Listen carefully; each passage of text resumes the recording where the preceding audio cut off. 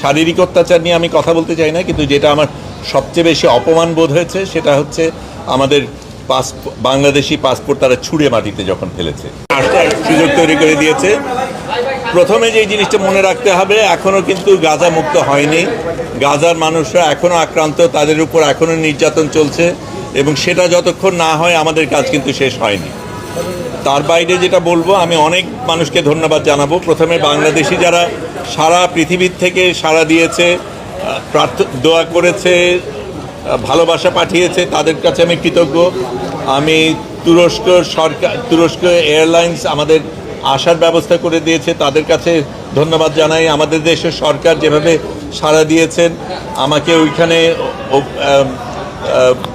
ইস্তানবুলে আমাকে গ্রহণ করেছেন, একদম আমার সাথে কোনো যোগাযোগ করার কিছু ছিল না, সেগুলির ব্যবস্থা করে দিয়েছেন, সেগুলির জন্য ধন্যবাদ। কিন্তু আবারও আমি বলবো যে আমাদের আসল সংগ্রাম বাকি আছে। যতক্ষণ ফিলিস্তিন মুক্ত না হবে ততক্ষণ আমাদের সংগ্রাম চলতে হবে। আমি যেতে পেরেছি, অনেকে যেতে পারিনি, অনেকে আমার সাথে যোগাযোগ করেছিল, তারা যেতে চেয়েছে। আমি মনে করি আরও হাজার এরকম ফ্লোটিলা যাওয়া দরকার, এবং যতক্ষণ না ফিলিস্তিন মুক্ত না হবে আমাদের এই সংগ্রাম চালিয়ে যেতে হবে। কঠিন তো অনেকগুলি জিনিস, এটা ঠিক আমাদের উপর নির্যাতন গেছে, কঠিন সময় গেছে, কিন্তু গাজাবাসীদের উপর যা হয় তার তুলনায় আমাদেরটা কিচ্ছু না। যেই জিনিসগুলি হয়েছে সেটা প্রথমে আমাদের একেবারে শুরু থেকেই যেই জিনিসগুলি ছিল, একেবারে প্রস্তুতির দিক থেকে অনেকগুলি সতর্কতার ব্যাপার ছিল, নিরাপত্তার ব্যাপার ছিল, অনেক কিছু আপনারা জানতে চেয়েছেন, আপনাদের জানানো যায়নি নিরাপত্তার কারণে, কিন্তু আমাদের একটা স্ট্র্যাটেজিক্যালি চলতে হয়েছে।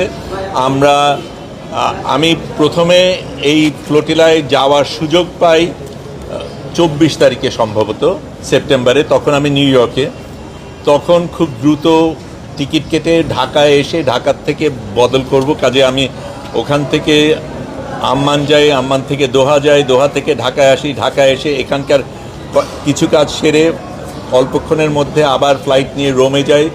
রোমের থেকে আমরা যেখানে যাওয়ার কথা ছিল 28 তারিখ সন্ধ্যার মধ্যে আমাদের ব্রিন্দিসি বোধহয় জায়গাটার নাম, হ্যাঁ ব্রিন্দিসি, ওখানে পৌঁছানো সম্ভব ছিল না এই সময়ের মধ্যে। কাজেই যেটা করি, রোম পর্যন্ত যাই, রোম থেকে আবার রাতের বাস নিয়ে 10.5 ঘন্টা গিয়ে লেচ্ছেতে যাই, সেখান থেকে আরেকটা বাস নিয়ে ট্রেন স্টেশনে যাই, ওখান থেকে ট্রেন যাত্রা করে আরেকটা বাস নিয়ে বাকি পথ হেঁটে ওখানে আমি 29 তারিখ সকালে পৌঁছাই। সেই দিন আমাদের প্রস্তুতি পর্ব ছিল, ট্রেনিংয়ের ব্যাপার ছিল। পরের দিন সকালবেলা আমরা রওনা দেই এবং তখন থেকে আমরা যাত্রা শুরু করি।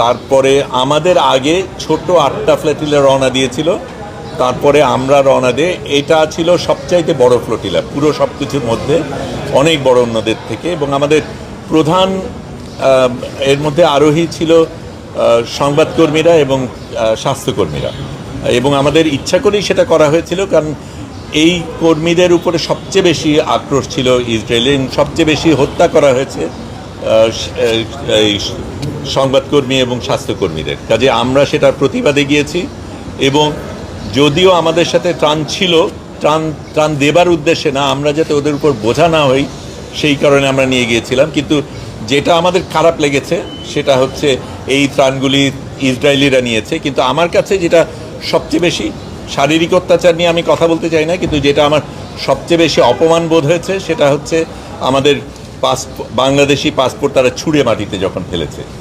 এইটা আমাকে ভীষণভাবে আক্রান্ত করেছে, এবং এই অপমান বোধের